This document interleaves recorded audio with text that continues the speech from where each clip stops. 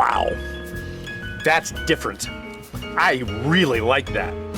Peychauds or Pechaud's or Pechaud. Yeah, now I'm gorgeous. Although probably fuzzier was better. Okay, so this is not what I expected.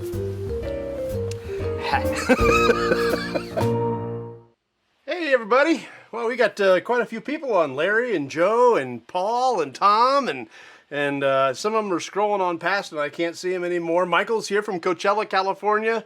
4:30 his time. So glad you're here. Josh is here. So welcome. This is going to be fun. This is good. Oh, I forgot my paper over there.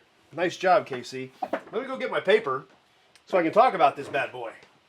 Okay, so it's printing out now because I didn't do it earlier. I got busy this afternoon. Daniel's watching. Hey, Jeff is watching. Wow, we got a great group here tonight. So I'm glad you're here.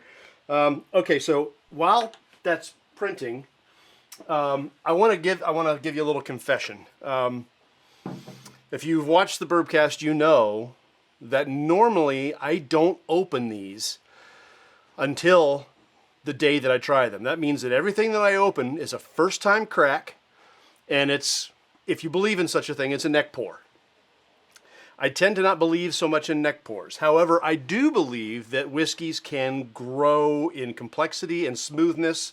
Trent's watching. Hey, I know. I'll try it for you, and I'll give you all the notes, Trent. So they're normally the neck pour. This one, I heard more than one person, like several people, tell me that it got so much better after it had been open for a little while. So I thought I would open it on Sunday, and I ended up waiting until Tuesday. I opened it election night, and I poured myself a little bit, let it sit, didn't drink it, left the cork off until I got back home that night. It was like 10:30 at night. Drank the one that I had out, put the cork back on. Then last night, I took the cork off. Randy's watching. Randy, hey man, how are you? Pulled the cork off and let it sit for 5 minutes or so. Poured myself another one. So tonight, that's what, 2 nights. This is the 3rd night that it's been cracked, and I've only had a little bit. Only a little bit. So we'll get this poured, and we're going to talk about this. This is a special barrel pick by the Maumee Valley Whiskey Society. I met those guys when I met Stephen Beam from Yellowstone up in Toledo, and they invited me to join their group, and I did, and I've had a blast. I've gone to one of their tastings, and that's where I first got a taste of this. They had it at the bar, and anybody who's a member of the Whiskey Society could have a taste. So I had a taste, and it was a lot less than that pour, I'll tell you what. Let me go get that paper, and we'll get talking about this one. All right. Okay, so let me just kind of give you a little background on Middle West and everything. Middle West Spirits is a Columbus, Ohio distillery and service bar located in an area called the Short North, formerly known as OYO Distillery. It offers a variety of pours from bourbons and ryes to vodka and gin. This is the Middle West Spirits dark, and it is dark, Pumpernickel Rye whiskey. Handcrafted from scratch, the signature spirit is made in small batches and barrel-aged for over 3 years. 3 years is good for some ryes in brand new white American oak casks. They say it's America's first dark rye pumpernickel whiskey. Now, the normal bottle that you would get at Middle West Spirits if you went would be 48% ABV. This one is 96 proof. This one is actually even more. This one is the barrel pick. It's cask strength, and this one is 125.96 proof. 62.98% alcohol by volume. So 125.96.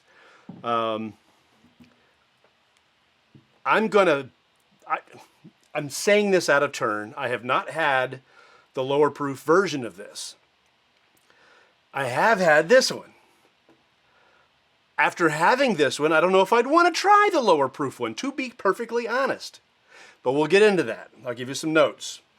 The mash bill on this is a 4-grain whiskey.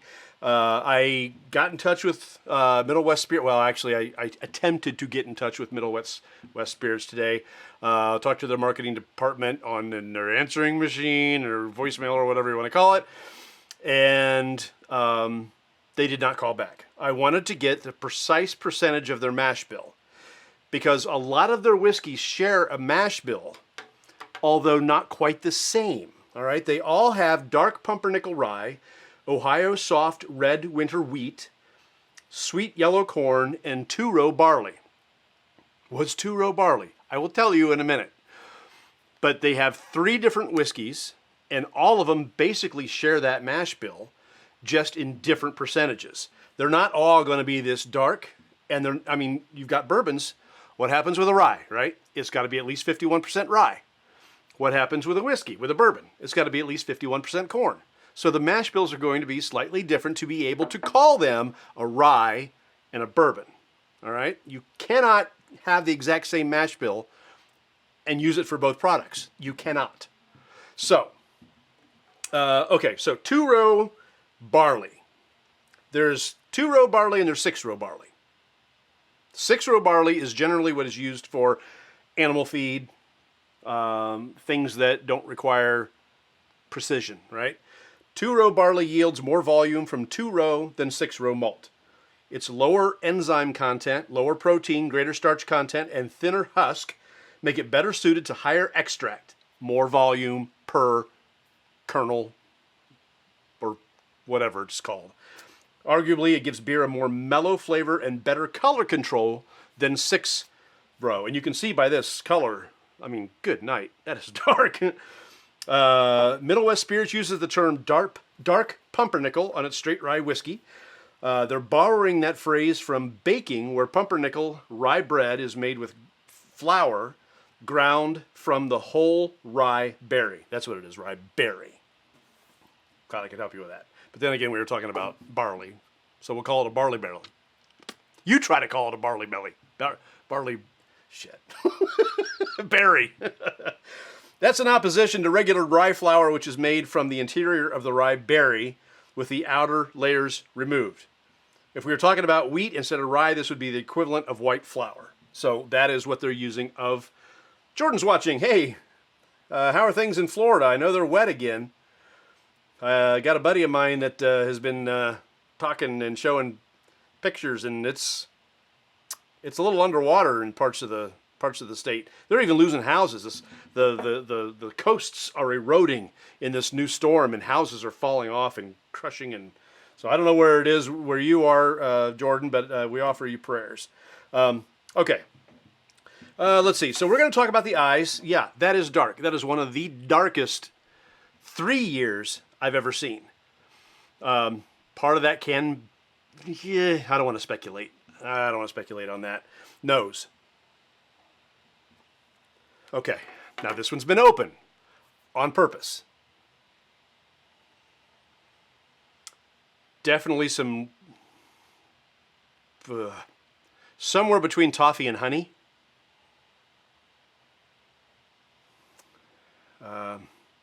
Molasses. That would be a better way to describe it. It's not toffee or honey, it's molasses. It's sweet. Maybe a little maple syrup. That's a small hint. I'm really searching because molasses leapt out at me. There's some nice oak on there. Maybe a little, maybe some plum. It's not a dark like a date or anything like that. It's a little bit sweeter than that, but not so sweet as like an apple or an orange. It's got some really nice. Our barrel is 5 year, 3 months. Barrel date is on the side label. Oh, 5 years. No wonder it's a little bit darker.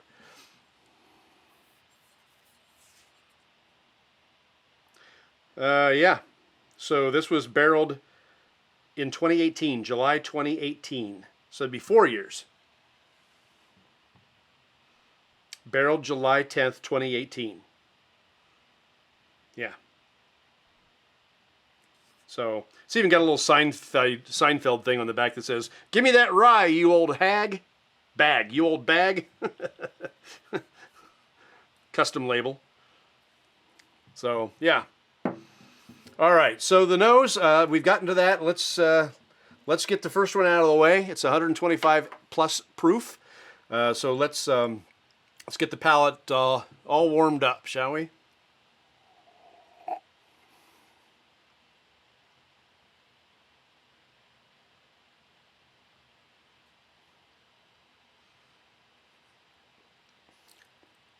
Whew. 4 year, 3 month. This has got a very slow burn, a very slow bloom. Jeff is watching. Hi, Jeff. The bloom, again, for those of you joining us for the very first time, and by the numbers it looks like there are, and thank you. Thank you for coming along. The bloom is a coffee term. I use it for liquor because it seems to be a better description of what happens when that burn starts across your tongue. It can start at the beginning and go back. Generally, it starts in the center and goes out to the sides. Sometimes it can start in the center and go towards the back. That bloom can do different things. And sometimes it just sits there. It's in one spot and it doesn't travel, and it just sits there and blooms on your tongue.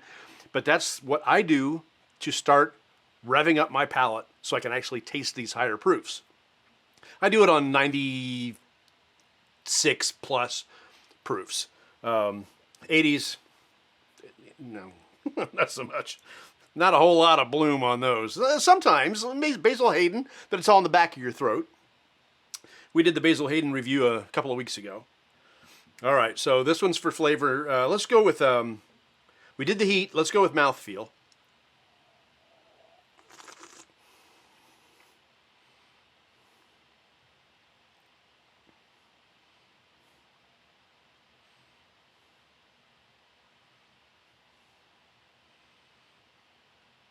Yeah, I don't think this does not drink like 125 proof. It's up there. I'd give it like the 115-ish as far as how it presents itself. Then after you take it down the gullet, then it starts to really say, I'm still here. This has got a long finish, a very long finish. And we will get into that in a little bit. So, mouthfeel. This has got a nice, creamy mouthfeel. Now, don't get me wrong. There's a difference between this and like Irish cream or bourbon cream. But when we say it's creamy, you know, it can be. Boy, it's tough to describe this and not give words that are not fair, right? So a thinner mouthfeel is going to be like drinking a glass of water. There's a little bit of a harshness to it. There's no silkiness to it. It is what it is. And there are lots of bourbons that are like that. And I tend to like the ones that they're not filtered. They're not chill filtered or charcoal filtered in any way. They're barrel strength. I tend to like those better. They have a better mouthfeel. This is barrel strength. I don't know about the filtering on this, but it's got a really nice, creamy mouthfeel. It's got presence. Again, this is another word that is not flattering, but it's got some nice viscosity. It's just there. You can tell that it's not only coating the glass, it's coating the inside of my mouth, and I like that. It's almost like it's unfiltered. But in this case, it's probably just because of the higher proof, as well as the 4-grain mash bill. All right. So that was eye, nose, heat, mouthfeel. This is not something I do with every bourbon. I'm just doing it with these. Rye. I'm just doing it with this one because I want to separate each part of this. This is such an unusual, unique pour that I want to make sure to get all of it out there. Okay, so as far as flavor goes. Now, I will tell you that when I tried this the first time, it was a tiny little sip. Maybe almost an ounce. But what I got off of that was cigar, and I got some pepper and some dark fruit, like dates. So this may change as I leave it open, yet. And I got coffee. That's what I got the other night when I first tried this while I was with the guys at the Maumee Valley Whiskey Society.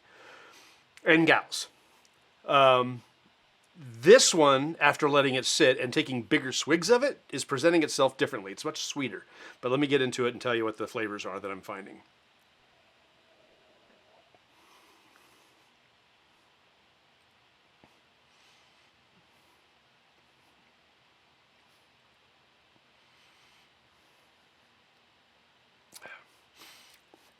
I'm still going to tell you coffee. But there's a really sweet note. There's a toffee, or maybe it's that molasses, but there is a sweet, dark note in there that is just really it nicely balances that harsher, and it's not harsh, but that sense of coffee on my tongue balanced out by molasses. Just very, very nice. I do still get some cigar in there, and again, there's not cigar in there. But there are some people who like to chew on green cigars or fresh cigars. They don't necessarily smoke them, they chew on them because they've got a specific flavor to it. If you've never chewed fresh tobacco, it's definitely got a very interesting flavor. This reminds me just a little bit, tiny, minuscule way of a little bit of tobacco. However, what's popping through is the oakiness. This one is a 4-year, 3 months. So I'm getting a little of that oak. Carmen's watching. Hey, howdy. Thanks for joining us. Wow, the gang's all here, and then some. Getting some oak.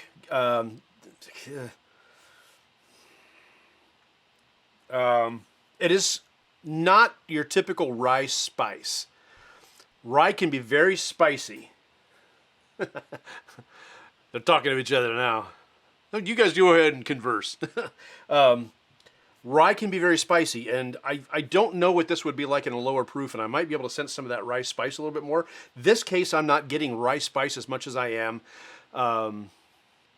notes that are specific to this particular barrel. And gosh.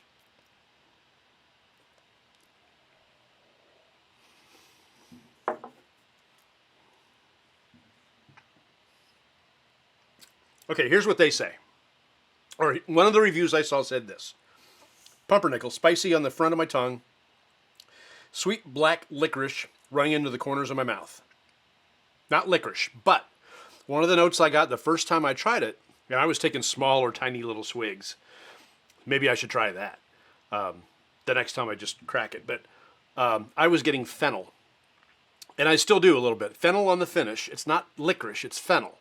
They're very similar. So if you've ever had like a fennel tea or something like that, it's, hey Chris, how are you? Thanks for watching. It's just, fennel is a different type of flavor. And by the way, if you make it into a tea, it's also an anti-flatulent. You might have to look that up. So just so you know, I got taught that. It was by a chef. It was hilarious. He was putting fennel in his chicken soup. Like, why are you doing that? He says, well, it's anti-flatulent, and when I eat this, okay.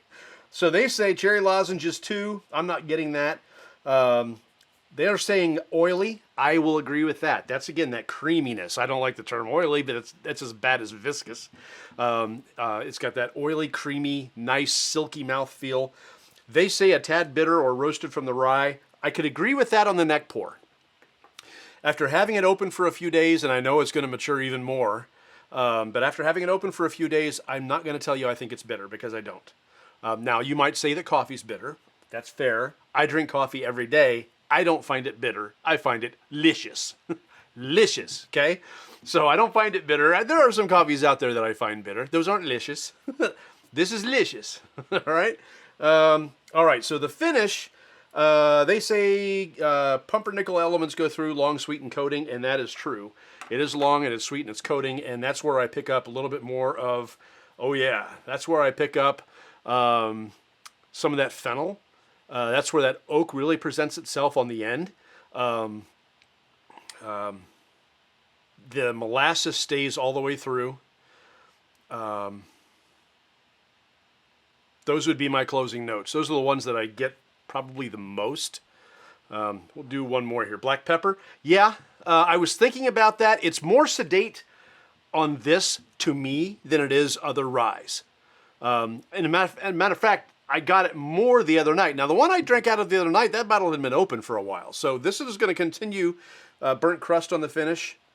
I'm not getting that sour, icky, nasty, bitter, burnt anything. That's not occurring for me. Oh, well. Okay, the finish is long. I'm still experiencing some of it. And sometimes it takes somebody else's suggestion to find that. And now after it's been a minute since I had that last dram, and okay, I can accept that. Burnt crust, a little bitter on the far finish. I think the key is just to never let your finish go so long. All right. Overall, I like this pour. I had some, again, Tuesday night. I had some last night. Now I'm having it tonight, and this is a fantastic, I love it pour.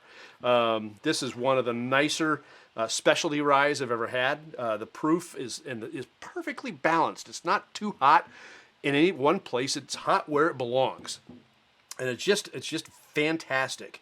Now, since I've got a little in here, I'm only going to pour a little bit more because now it's time to run it through the tests. All right. Oh. Okay. Now, I see captions on mine. I know they're not on yours, but I wonder how it's going to translate me going, I got to see that. How's it going to transfer that? I know they're not on yours. Spencer's with us. Hey, Spencer, how are you?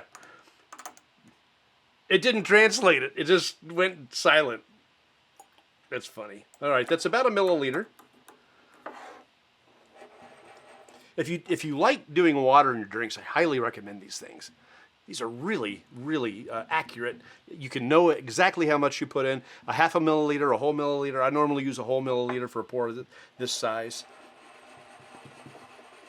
I don't know the math on how far down this will knock this as far as proof goes. One person I found online said that they tried the 96 proof. Is that what it was? 96? 96 proof. And they thought that the water killed it. This is 125 proof. 125.96, so almost 126 proof. The water's not going to kill this one. But beware when you're adding water to things that you've never tried before. Maybe only add half a milliliter. Some of those, it'll kill it. And maybe the 96 it does. Now, this is the first thing I've ever had from Middle West Spirits, and it won't be the last. I'm curious now. I know that they had a whiskey out for a long while, and they recently, like in the last year, changed the recipe. And I guess it's a very popular change.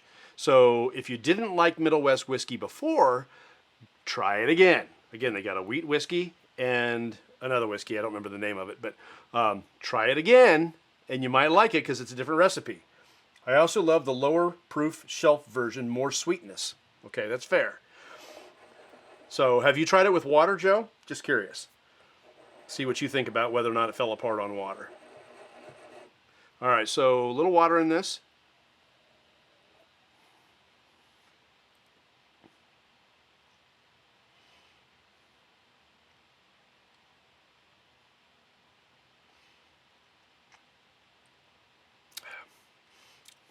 Ooh. That was a big swig too. I could have taken a smaller swig for flavor, but I got a lot of flavor out of that. It opened it up just ever so slightly, brought out more of a smoky note, more of a tobacco note,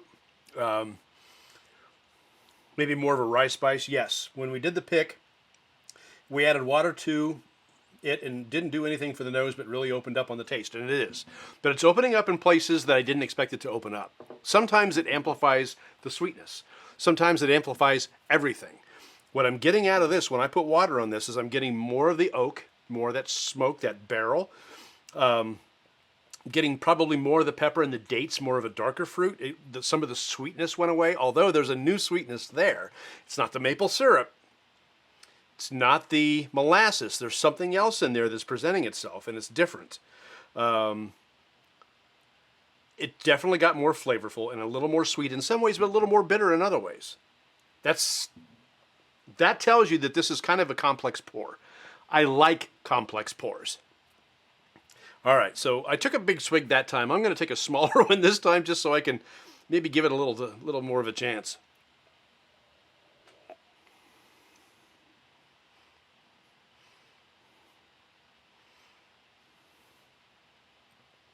Those tobacco notes are really shouting out at me now.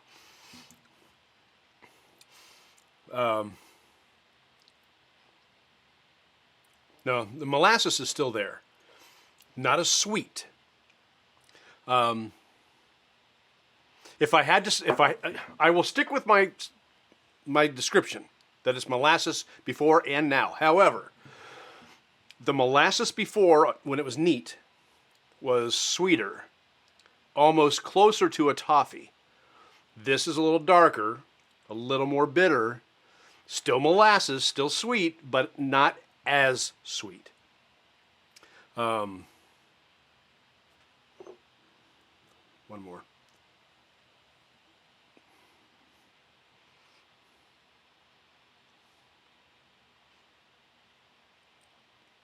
Chris Webb, hello. Welcome to the show. I'm glad you're here.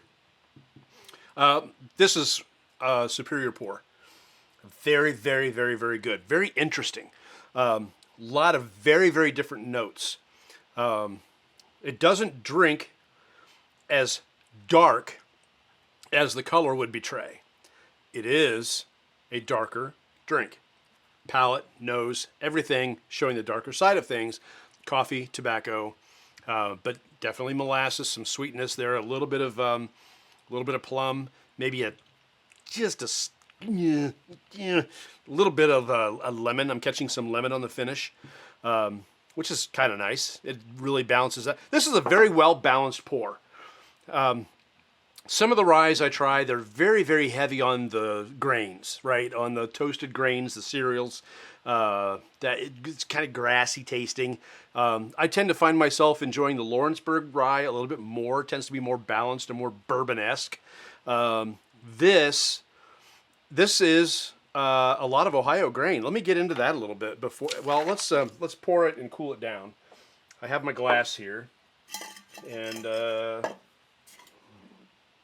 yeah, had it right the first time. Get my ice sphere in there, and let's cool it down. Then I'll tell you the rest of it.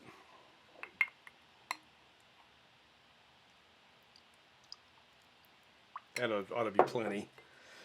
Okay, because we've got something else I'm going to do too. So one thing to admire about this company is their dedication to Ohio businesses. They are in Columbus, Ohio, in the short north. Their barrels are coopered, and I didn't know they had this there, but their barrels are coopered in Jackson, Ohio, at a place called Speyside. So I love that. I love that. First of all, I love that we're coopering barrels in Ohio. I didn't even know that. But these guys have theirs done there at a cooperage in Jackson, Ohio. In Jackson, Ohio, Southern Ohio, I love that place. I've been to Jackson a couple times. That's a neat little town. They get their wheat from Minnell Milling in Bucyrus, and if you're in Northwest Ohio, you'll still see different places with Minnell Milling all over the place. But their home office where they get their grain is Bucyrus, which is between Upper Sandusky and Mansfield. So mid-central Ohio. Mid and central are the same thing. Central Western Ohio. West Central. There we go. West Central Ohio. And they've got some other strategic partners as well.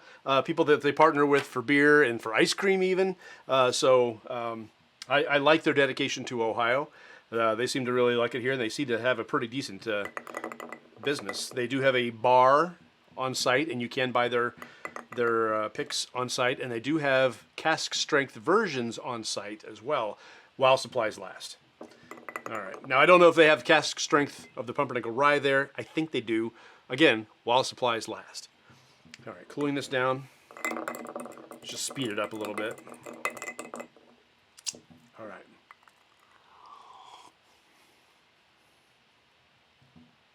Roger's watching. Hey, Roger. How are you? Bourbon buddy. Roger, you're just getting into the show, so this is the Middle West cask strength single barrel pick of the Pumpernickel Rye. It's 125, almost 126 proof. It's very good. Very, very good. All right, cooling it down.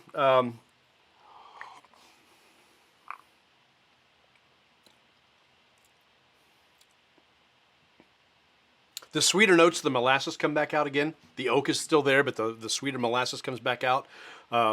I'm going to add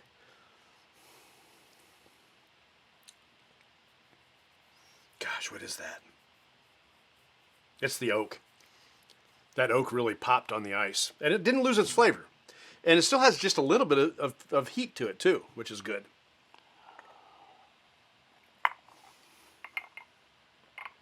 All right, one more thing, and I left something in the freezer, and I hope I didn't. Got to find this, Roger. You're not gonna be able to find this one. This is a special barrel pick, and you guys can let me know if there's any left. But I think it was all spoken for. This is a Maumee Valley Whiskey Society special barrel pick, and I think they were all spoken for. Got to get this out of the freezer. Oh yeah, that's perfect now. All right, so the one thing I was thinking of while I was trying this is I love rye in an old-fashioned.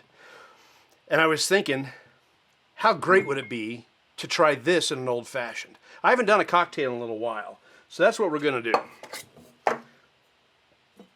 I got my ice cubes.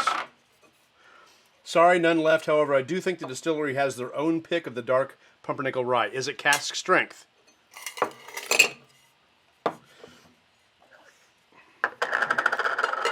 Got to keep the lids right. I don't have the best palate for picking out specific notes, but I'll just say this is absolutely phenomenal. Keep tasting, Daniel. As you taste, it's not what's in there, it's what it reminds you of, right? So start off by priming your palate by trying honey, try molasses, try maple syrup, just as they are. Not pancake syrup, that's not maple syrup. Actual maple syrup. Actual honey, not that KFC honey sauce crap they've got. The real thing. Then get used to trying some herbs and some herbals things. Try your fruits, your lemon, your oranges, your plums, your raisins, your dates, your prunes. You know, you may not like some of them, and that's fine. Things that you may not like when you try them on your own, when they express themselves in bourbon, it's totally different. You're not eating a prune, but you're tasting something that reminds you of it. And a lot of times, like for instance, when I taste fennel or I taste raisins or something like that on there, the way that expresses itself in a whiskey is much better than it expresses itself in real life. I don't like raisins. I can eat them.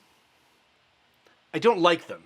I won't purposely go and eat a raisin. I don't like raisin oatmeal cookies. I don't like raisins.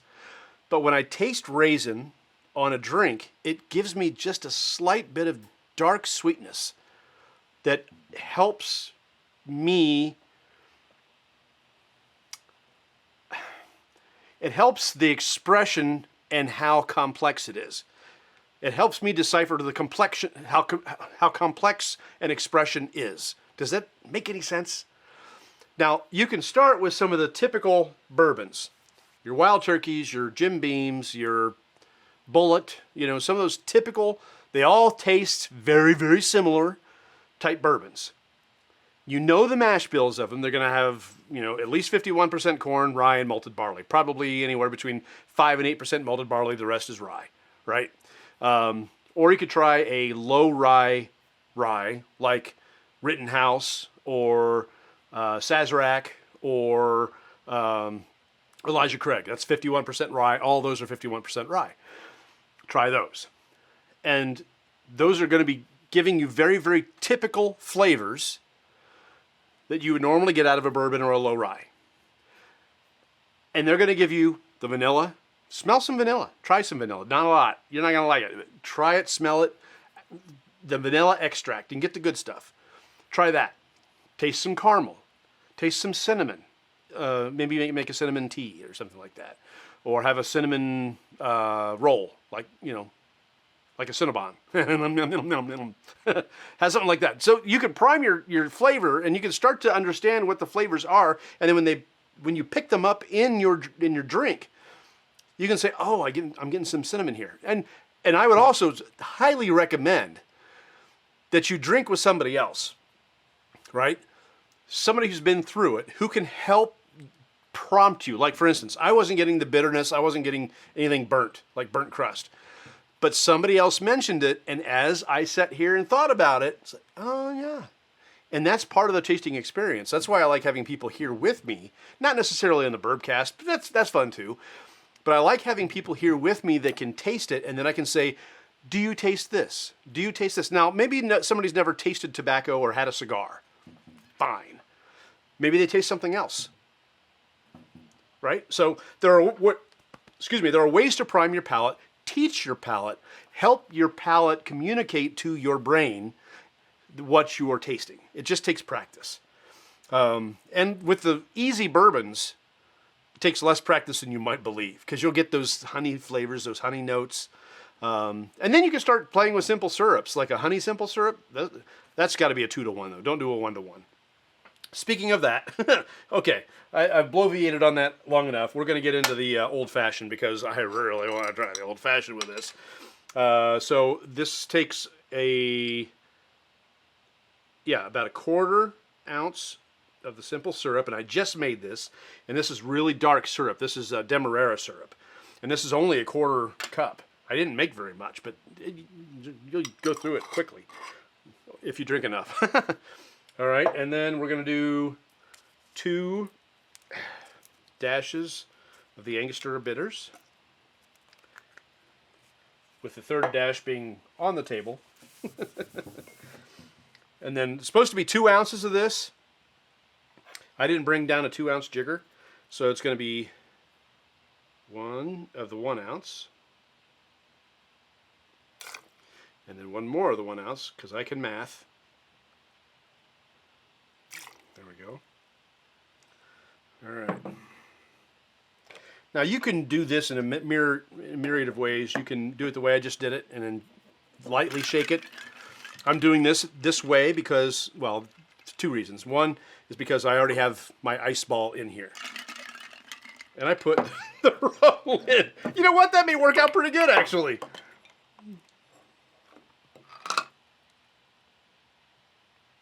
Sometimes accidents are good things. That worked out nicely. All right, so I didn't bring down an orange rind, but that's okay. And I didn't bring down the cherry either. Oh, well.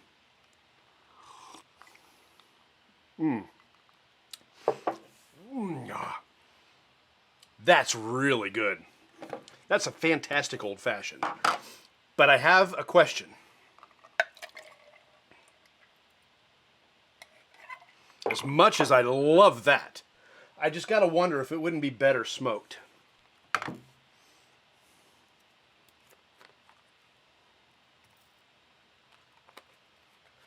Just out of curiosity.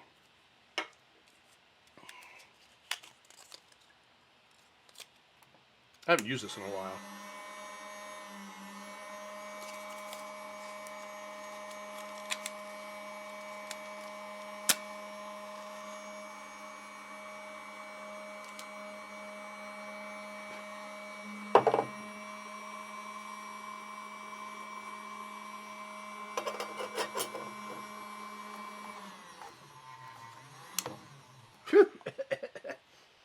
That's hickory.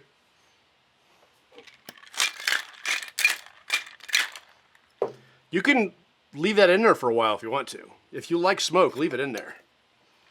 I like smoke, but I don't like a lot of smoke.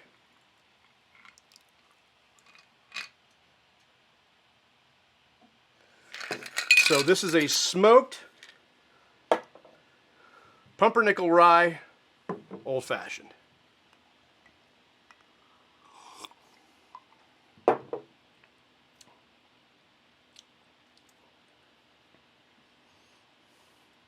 Ryegasm.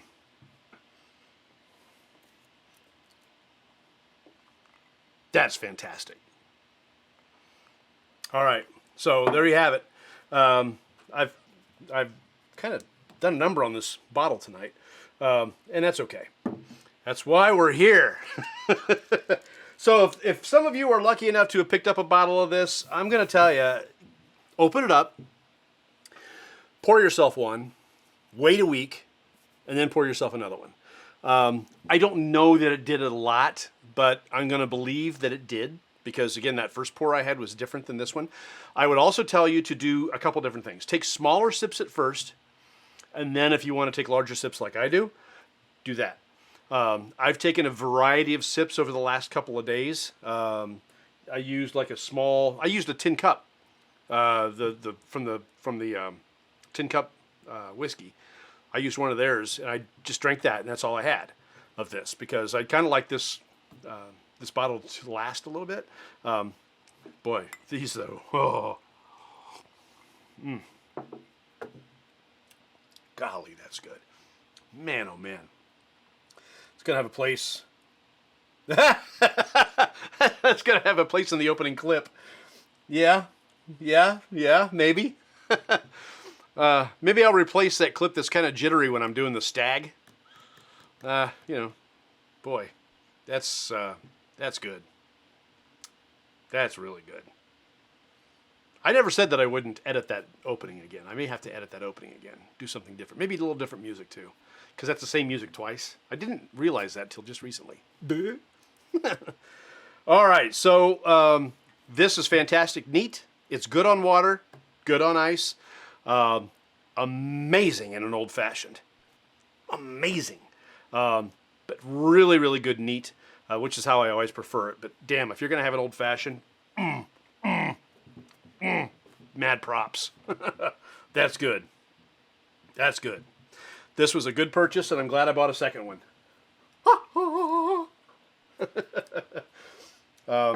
I will be looking forward to seeing if the Maumee Valley Whiskey Society does this again. I would, if they did another one of these next year, or even, well, yeah, next year. This is already November. I'll be in on it. This is good. Thank you so much for the kind words, and I'm thrilled that you like it. More great picks to come. Great, Joe. Thank you for that.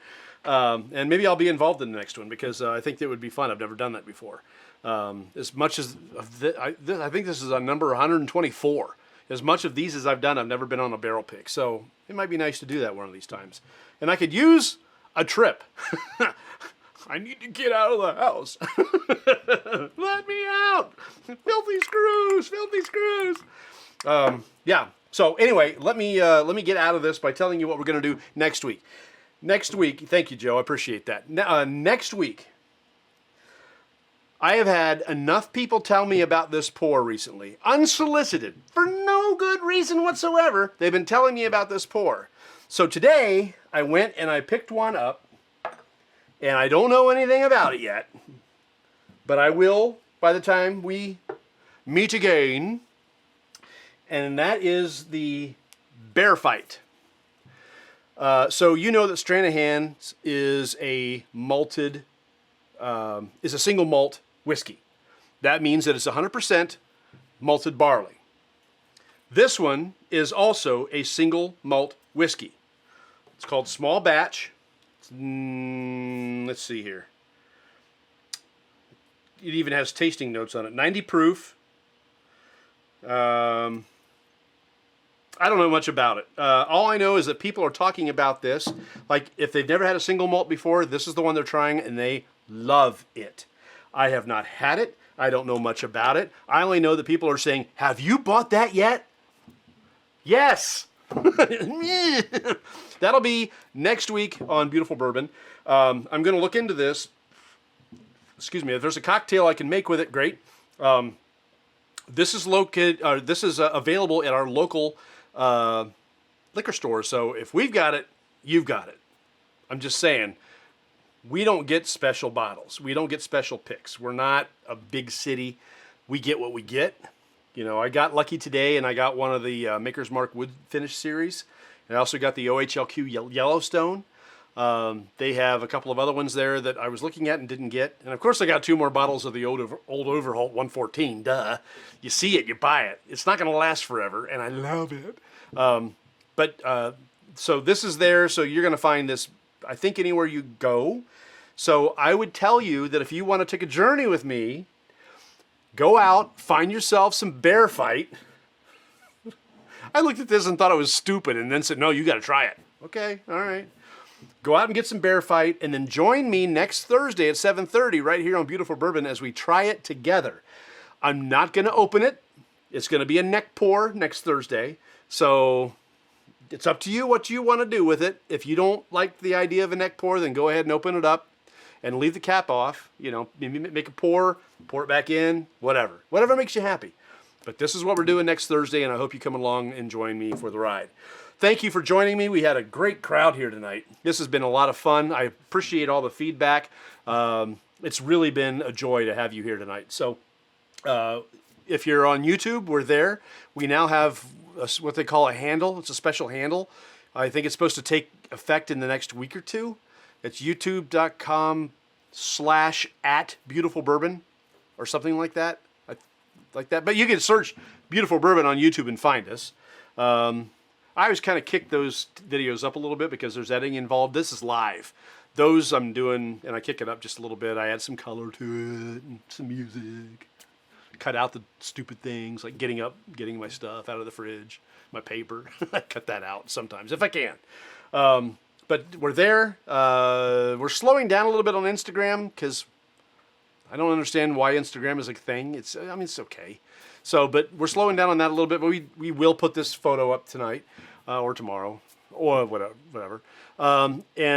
We've still got the blog, which is woefully behind.